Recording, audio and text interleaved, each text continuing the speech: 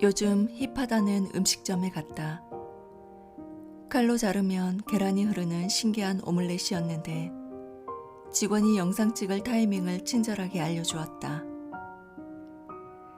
재미있으면서도 요즘 음식은 단지 먹기 위한 것만은 아니구나 싶었다. 생각해보면 힙한 것들에는 사진 찍기 좋다는 공통점이 있다. 공유와 인증을 위한 좋아 보이는 음식, 좋아 보이는 인맥, 좋아 보이는 모습. 좋은 것보다 중요한 건 좋아 보이는 것. 그 모습들은 마치 행복의 증거처럼 SNS에 채워지고 다른 사람의 모습과 나를 비교하며 서글퍼지다가도 나 역시 좋아 보이려 애쓰게 된다.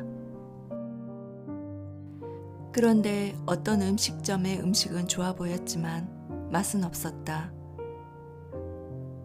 어떤 관계는 좋아 보였지만 마음을 나누지는 못했으며 어떤 표정은 좋아 보였지만 사실 마음은 고단하기만 했다.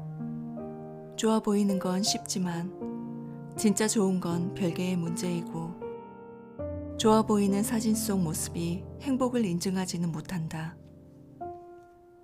물론 일상의 순간들을 공유하고 기록하고 싶은 마음이야 문제가 없다.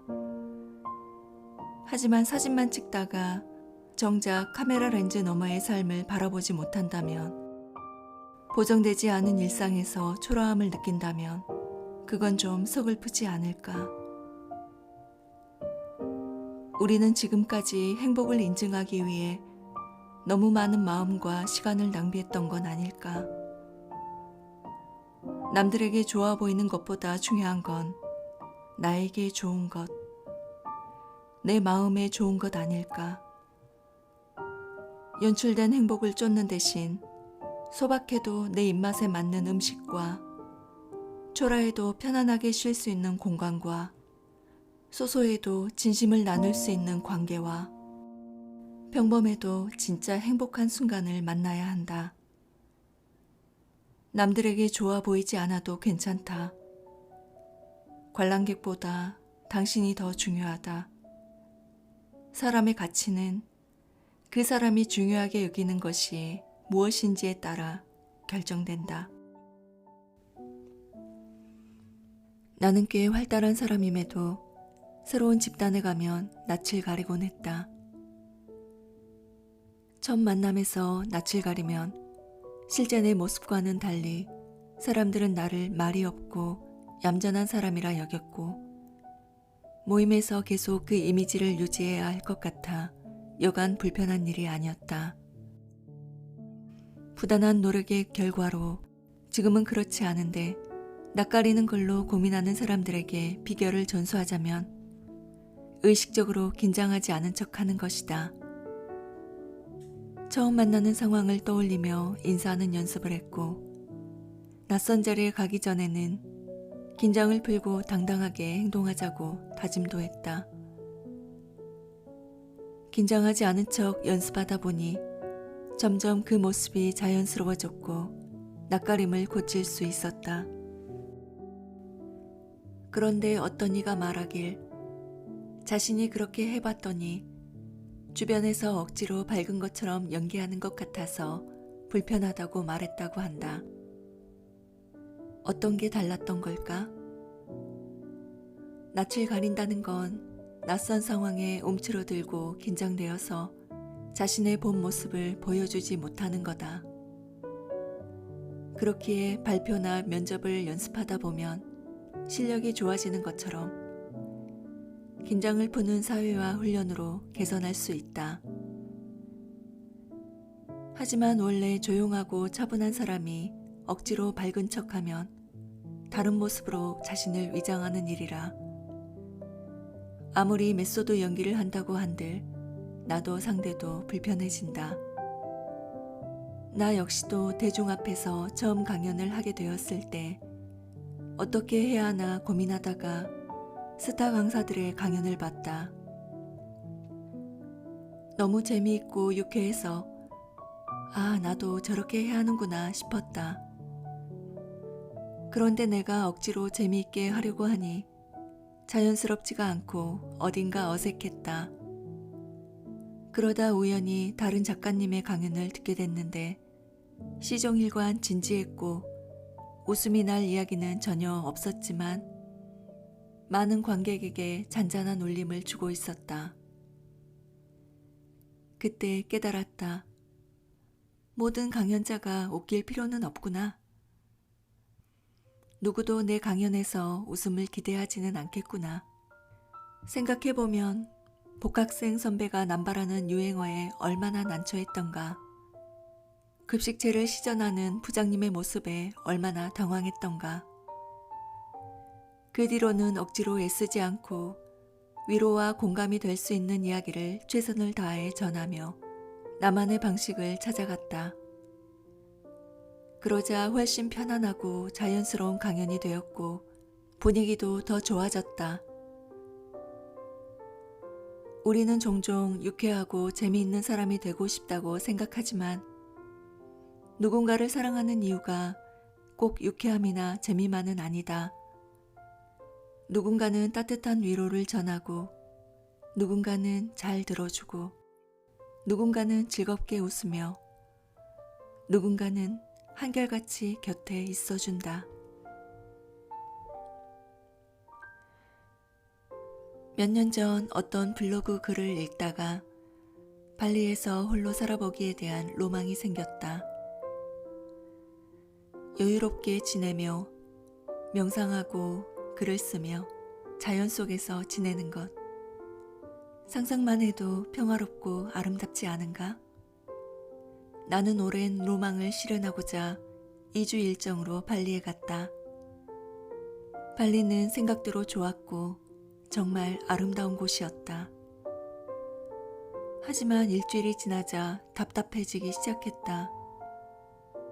이건 내가 운전을 못하는 탓이 컸는데 대중교통이 발달하지 않은 발리에서 스쿠터를 못 타니 동선이 짧아졌고 카페에 앉아서 일하다 보면 여기가 발리인지 집 앞 스타벅스인지 도무지 구분이 되지 않았다.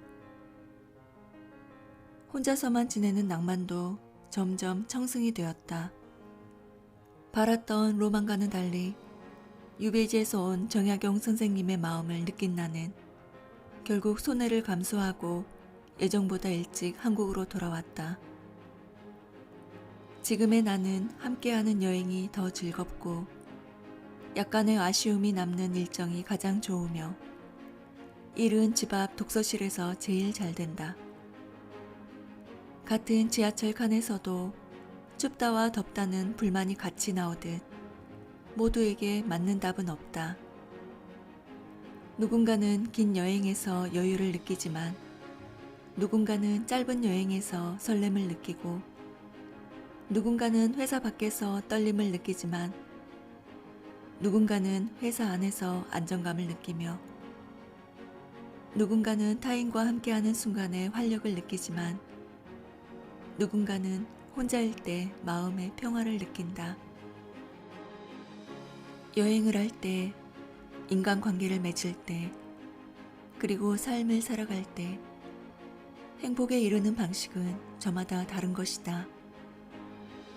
그렇기에 중요한 건 경험을 통해 나에게 맞는 삶의 방식을 발견하는 일이다.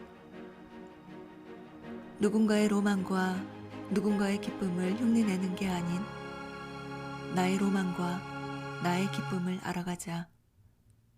그게 우리가 조금 더 나답게 행복해지는 법이다.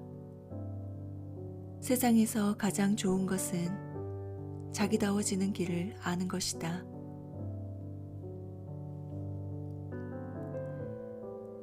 친척들의 명절 잔소리에 어떻게 대처할까요? 라는 질문을 받고 곰곰이 생각해 본 적이 있다. 어른들은 왜 명절이면 똑같은 레퍼토리의 잔소리를 하시는 걸까? 내 생각엔 일단 크게 하실 말씀이 없어서인 것 같다. 과거에는 경험에서 얻은 삶의 지혜가 절대적이었기에 요리는 어떻게 하는지, 농사는 어떻게 짓는지, 어떻게 살아야 하는지 부모 세대는 자식에게 지혜를 전수하는 것으로 집안에서의 역할이 규정됐다. 그런데 이제는 농사를 짓지도 않고 궁금한 게 있으면 유튜브에서 관련 영상을 바로 찾아보는 세상이 됐다. 세상이 너무 빠르게 변하다 보니 라떼는 말이야 로 시작하는 대화가 고조선 시대 이야기처럼 들려 오랜만에 마주 앉아서 어떤 대화를 나눠야 할지 모르겠다. 한마디로 소재 고갈이 심각하다. 그럼에도 부모 세대는 규정된 역할을 수행하려다 보니 어서 취업해야지, 어서 결혼해야지, 어서 아기 낳아야지 같은 이야기를 반복할 수밖에 없지 않겠는가? 그들은 그저 삶의 마디를 알려주려는 거라 가벼운 인사로 생각하는 편이 좋다. 물론 이런 말에 기분이 상할 수도 마음이 힘들 수도 있다. 취업해서 돈 벌어야지, 결혼해야지, 아이를 낳아야지, 둘째 가져야지 등등. 이 모든 잔소리의 가장 큰 문제는 어려운 걸 너무 쉽게 이야기한다는 거다. 취업이 어려운 거야 모르는 사람이 없을 테고 그럼 결혼은 쉬운가? 과거에는 삶의 반경도 넓지 않고 중매혼이 많아 동네 어른들이 나서서 비슷한 또래의 남녀를 맺어주곤 했다. 하지만 개인으로 흩어져 도시 생활을 하는 요즘이들은 노력하지 않으면 누군가를 만나는 일이 쉽지 않고 높은 주거비, 양육비, 생활비를 생각하면 결혼 전부터 걱정이 앞선다. 결혼 정년기와 함께 늦어진 출산으로 몸은 더 힘들고 핵가족 사회에서 육아는 인간의 인격과 인내심을 파괴한다. 부모 세대에서는 주변에서 하라고 하니까 할 수도 있었겠지만 지금은 하고 싶어도 하기가 쉽지 않고 난이도 변화를 고려하지 않은 재촉에 그걸 못하는 내가 부족하게 느껴진다. 그래서 나는 이런 질문에 취업이 어렵죠. 결혼이 어렵죠. 라고 답했다. 열심히 했음에도 잘 되지 않은 게 있었으니 어려운 건 어려워서 어렵다고 했다. 물론 그 어려운 걸 척척 해내는 부러운 인간들이 존재하지만 그렇지 못한 보통의 내가 그렇게 잘못된 것도 아니지 않나? 물론 가볍게 넘기는 게 도저히 잘 안 된다는 사람도 있다. 만약 그렇다면 본인이 그동안 주변의 기대를 충족시키려 너무 애쓰지는 않았는지 생각해 볼 필요가 있다. 이제는 타인의 기대에 브레이크를 걸어야 하는 순간이다. 그저 가볍게 지나가자. 결정권은 당신에게 있고 누구도 쉽게 평가할 수 없으며 당신의 삶은 여전히 당신의 것이다. 나의 불문. 질문을 해서 꼰대가 되는 게 아니라 답을 강요해서 꼰대가 되는 것이다. 회사를 그만두고 책을 준비할 당시 엄마의 지인이 엄마에게 수연이 정신 차리고 회사나 다니라고 해 라는 이야기를 했다. 애정 없는 충고에 굉장히 기분이 상했지만 일단 진지하게 검토해 보기로 했다. 하나, 나는 정신을 못 차렸는가? 아니, 당시 나는 지난 몇 년 중 가장 제정신이었다. 회사를 다니지 않을 뿐 생계도 내 힘으로 책임지고 있었고 어느 때보다 열심히 살고 있었다. 둘, 그 이야기를 따를 이유가 있는가? 글쎄, 유감스럽게도 그분은 내 롤모델이 아니었다. 나는 그분의 삶을 따르고 싶지도 않았고 의견을 구한 적도 없다. 많은 이가 자신과 다른 방식으로 사는 이들을 너무 쉽게 비난하고 때론 행복하지 않은 사람조차 타인에게 자신의 삶을 강요한다. 그리고 그보다 놀라운 건 우리가 그런 말에 자주 상처받고 흔들린다는 점이다. 타인의 충고를 통해 삶을 돌아보고 성장할 수도 있지만 충고도 하나의 의견일 뿐 언제나 진실인 건 아니다. 우리에게는 합리적인 의심과 검증이 필요하다. 그럼 누구의 말을 들을 것인가?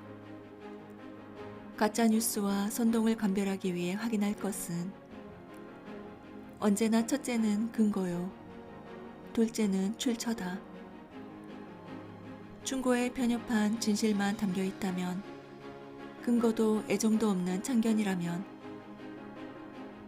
내 삶을 스스로 책임지고 있다면 흔들리지 않아도 된다. 당신의 삶에 어떤 권위도 권한도 없는 이에게 심사위원의 자리를 내줄 필요는 없다. 현명하지 못한 사람은 자기가 이해할 수 없는 일에 대해서는 무엇이든 헐뜯는다.